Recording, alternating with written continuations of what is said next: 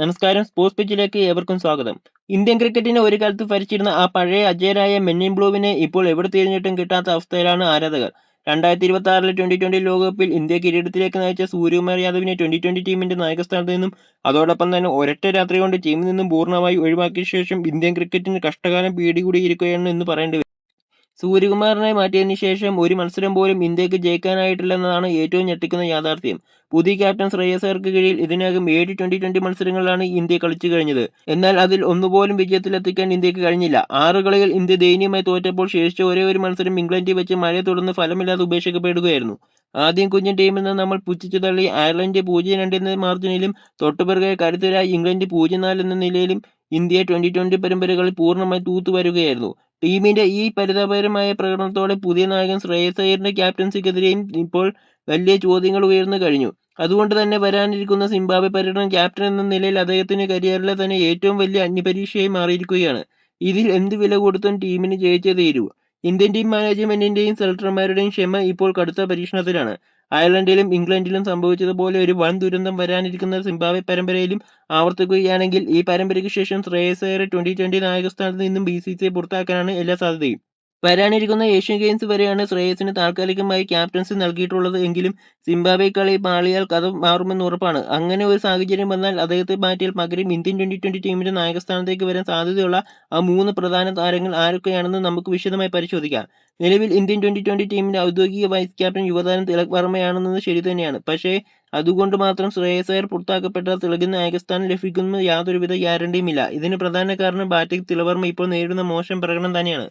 വല്ലപ്പോഴും മാത്രം ഒരു 50 അടിച്ചാൽ ശേഷിക്കുന്ന മത്സരങ്ങളിലെല്ലാം അദ്ദേഹം വലിയ പരാജയമായി മാറുന്നത് ഇപ്പോൾ സ്ഥിരക്കാഴ്ചയായി മാറിയിരിക്കുകയാണ്. ബാറ്റിംഗിലെ മോശം ഫോം കാരണം ലോകകപ്പ് ജയിച്ച ക്യാപ്റ്റനായ സൂര്യകുമാർ യാദവിനെ പോലും സെലക്ടർമാർ ടീമിൽ നിന്ന് പുറത്താക്കിയത് നമ്മൾ കണ്ടതാണ്. അതുകൊണ്ട് തന്നെ ഇതേ വിധി തന്നെയാണ് ഇനി തിലക് വർമ്മയും കാത്തിരിക്കുന്നത്. ഫോം വീണ്ടെടുത്തില്ലെങ്കിൽ വൈസ് ക്യാപ്റ്റൻ സ്ഥാനത്ത് നിന്ന് മാത്രമല്ല ടീമിൽ നിന്ന് പോലും തിലക് പുറത്തു പോകേണ്ടി വരും. അതുകൊണ്ട് തിലകിനെ ക്യാപ്റ്റൻസി ഏൽപ്പിക്കാൻ BCCI മുതിരില്ല. ശ്രേയസ് അയ്യർ നായകസ്ഥാനത്ത് നിന്നും ഒഴിവാക്കപ്പെട്ടാൽ ഇന്ത്യ ട്വന്റി ക്യാപ്റ്റനായി വരാൻ ഏറ്റവും അധികം സാധ്യത കൽപ്പിക്കപ്പെടുന്നതും യുവ സൂപ്പർ താരം ശുഭ്മാൻ ഗില്ലിനാണ്. നിലവിൽ ഇന്ത്യയുടെ ഏകദിന ടെസ്റ്റ് ടീമുകളുടെ സ്ഥിരം ക്യാപ്റ്റനാണ് അദ്ദേഹം. അതുകൊണ്ട് തന്നെ 3 ഫോർമാറ്റിലും ഒരേ നായകൻ എന്ന തന്ത്രത്തിലേക്ക് പോകാനും ട്വന്റിയിലും ഗില്ലിനെ തന്നെ ചുമതല ഏൽപ്പിക്കാനും BCCIക്ക് പ്രത്യേക താൽപ്പര്യമുണ്ട്.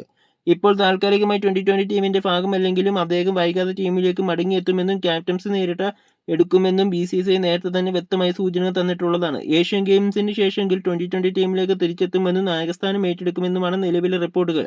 BCCI പ്രസിഡന്റിനും അജിത് അഗർക്കർക്കും പൂർണ്ണ വിശ്വാസമുള്ള താരം കൂടിയാണ് ഗിൽ. ഗിൽ കഴിഞ്ഞാൽ ഇന്ത്യൻ ട്വന്റി ക്യാപ്റ്റൻസി കിട്ടാനുള്ള മറ്റൊരാൾ മലയാളിയുടെ സ്വന്തം സൂപ്പർ താരം സഞ്ജു സാംസണാണ്.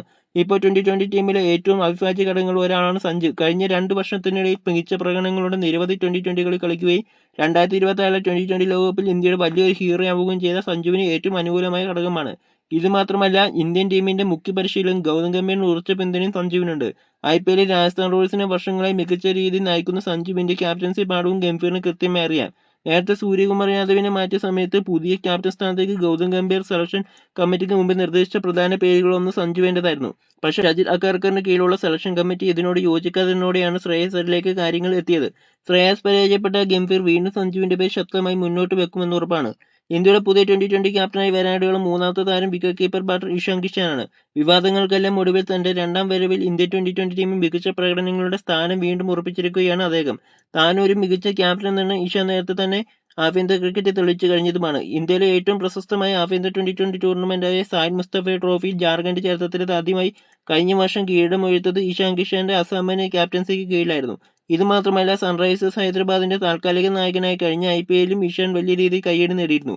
കൂടാതെ ICCയുടെ അണ്ടർ-19 ലോകകപ്പിൽ മുമ്പ് ഋഷഭ് പന്ത് ഉൾപ്പെട്ട കരുത്തുറ്റ ഇന്ത്യൻ ടീമിനെ ഫൈനൽ വരെ നയിച്ച വലിയ അനുഭവസമ്പത്തും ഇഷാൻ കിഷാനുമുണ്ട്.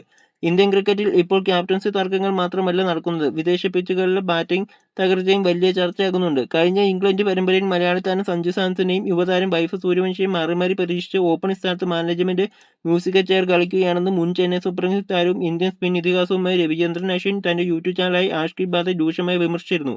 ഇംഗ്ലണ്ട് താരങ്ങളുടെ ക്യാപ്റ്റൻ ജോസ് ബട്ട്ലറെ ഫോമിലില്ലാത്ത സമയത്തും പിന്തുണച്ചപ്പോൾ ഇന്ത്യ സഞ്ജുവിനെ ഒരൊറ്റ മത്സരത്തിന്റെ പേരിൽ പുറത്താക്കിയത് അനീതിയാണെന്ന് അശ്വിൻ തുറന്നടിച്ചു.